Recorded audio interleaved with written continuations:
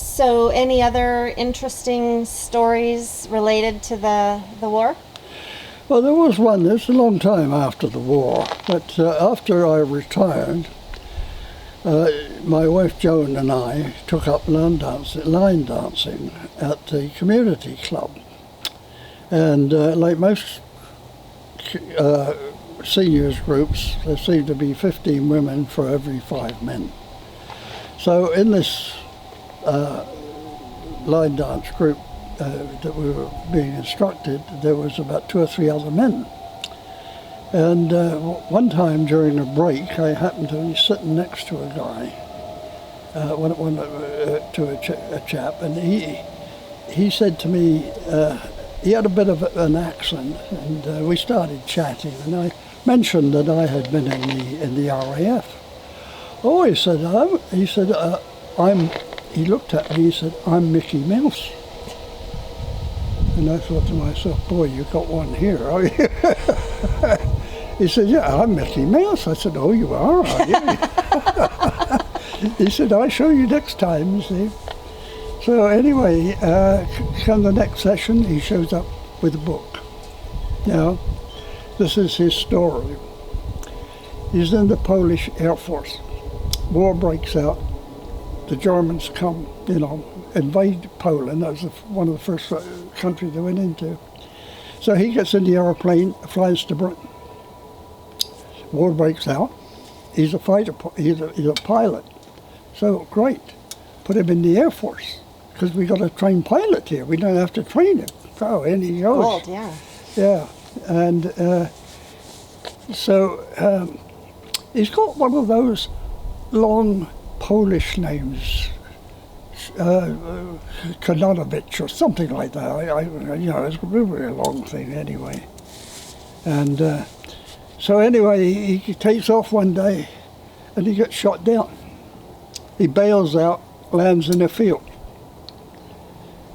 People come up with pitchforks. They're not going to let this German get away. Oh, wow. He's only been over there about 3 or 4 months. He can't speak English. Mislovich, something like that. Anyway, they lock him up. It took him about 3 or 4 weeks before they finally found out what he was, because he had trouble with his language, Right. And then, as the war progressed, he would escort the bombers as they went over to bomb Germany. Now, fighters didn't have much of a range, so they would go over a few miles into France and then come back. Well, while he was in France, gets shot down again. He ends up in a prison camp. And the prison camp is Colditz. Now, Colditz was famous because they had a mass breakout there. They dug a tunnel under the wire. And not all of them, because there were several thousand in there, but about 100 of them got out. Really? Yeah. So they wrote a book about it. But while he was in there,